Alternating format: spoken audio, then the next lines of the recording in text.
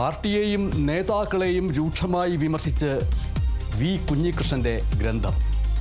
CPIM വെറും തെരഞ്ഞെടുപ്പ് പാർട്ടിയായി മാറി എന്ന് പുസ്തകത്തിൽ ആരോപണം. നേതൃത്വം പാർട്ടിയെ കമ്മ്യൂണിസ്റ്റ് പാർട്ടി അല്ലാതാക്കി എന്നും പുസ്തകത്തിൽ. രക്തസാക്ഷി ഫണ്ട് തട്ടിപ്പാരോപണത്തിലെ പ്രതിസ്ഥാനത്ത് നിൽക്കുന്ന TI മധുസൂദനൻ MLAയ്ക്കും വിമർശനം. വി കുഞ്ഞികൃഷ്ണന്റെ പുസ്തകം ഫെബ്രുവരി 4 പ്രകാശനം ചെയ്യും.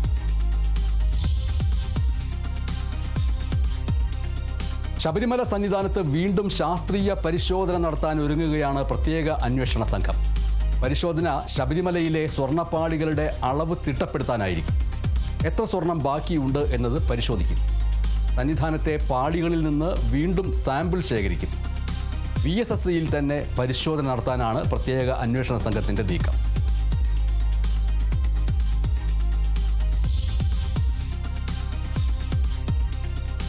കോഴിക്കോട് മാളിക്കടവിൽ യുവതിയെ വിളിച്ചു വരുത്തി കൊലപ്പെടുത്തിയ സംഭവത്തിലെ നിർണായകമെന്ന് കരുതുന്ന ദൃശ്യങ്ങൾ പുറത്തു വന്നിരിക്കുന്നത് യുവതിയുടെ മൃതദേഹം കാറിൽ കയറ്റുന്ന CCTV ദൃശ്യങ്ങൾ. ഈ ദൃശ്യങ്ങളിൽ പ്രതി വൈശാഖനൊപ്പം ഭാര്യയെയും കാണാം. കൊലപാതകം നടന്ന സ്ഥലത്ത് പ്രതിയായ വൈശാഖനുമായി തെളിവെടുപ്പ് തുടരുന്നു.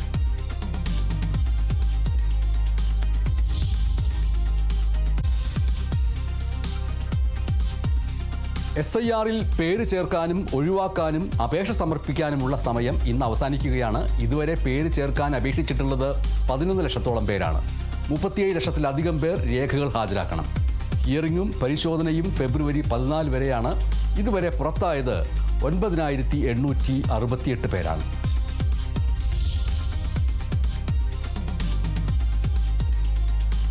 ശബരിമല സ്വർണ്ണക്കവർച്ച കേസിൽ സ്വാഭാവിക ജാമ്യം തേടുകയാണ് കൂടുതൽ പ്രതികൾ.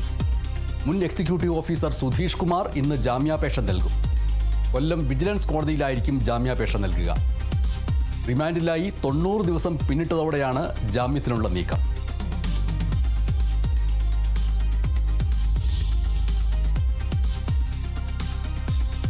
മലപ്പുറം അമരമ്പലത്ത് മാസങ്ങളായി നാട്ടുകാർക്ക് ഭീതി പരത്തിയ കരടി കൂട്ടിൽപ്പെട്ടു. കുടുങ്ങിയത് TK കോളനിയിലെ അയ്യപ്പ ക്ഷേത്രത്തിന് സമീപം സ്ഥാപിച്ച കൂട്ടിൽ. കരടിയെ കൂട് സഹിതം അമരമ്പലം RRT ക്യാമ്പ് ഓഫീസിലേക്ക് മാറ്റി. കൂട്ടിലായത് മുൻപ് പിടികൂടി ഉൾവനത്തിൽ തുറന്നുവിടപ്പെട്ട അതേ കരടിയെ മൃഗശാലയിലേക്ക് മാറ്റണമെന്ന് നാട്ടുകാരുടെ ആവശ്യം. റേഞ്ച് ഓഫീസർ ആണെങ്കിലും ഡെപ്യൂട്ടി ആണെങ്കിലും ഒക്കെ പറഞ്ഞത് അവരുടെ വാക്ക് വിശ്വസിച്ചുകൊണ്ട് മാത്രമാണ് നമ്മൾ ഈ കരടിയെ ഇവിടുന്ന് കയറ്റാൻ സമ്മതിച്ചിട്ടുള്ളത്. അവർ കാഴ്ച ബംഗ്ലാവിലേക്ക് അത് വിടുള്ളൂ. ഇപ്പൊ തൽക്കാലം അമരമ്പലം ഫോറസ്റ്റ് ഡിപ്പോയിൽ കൊണ്ടാക്കും.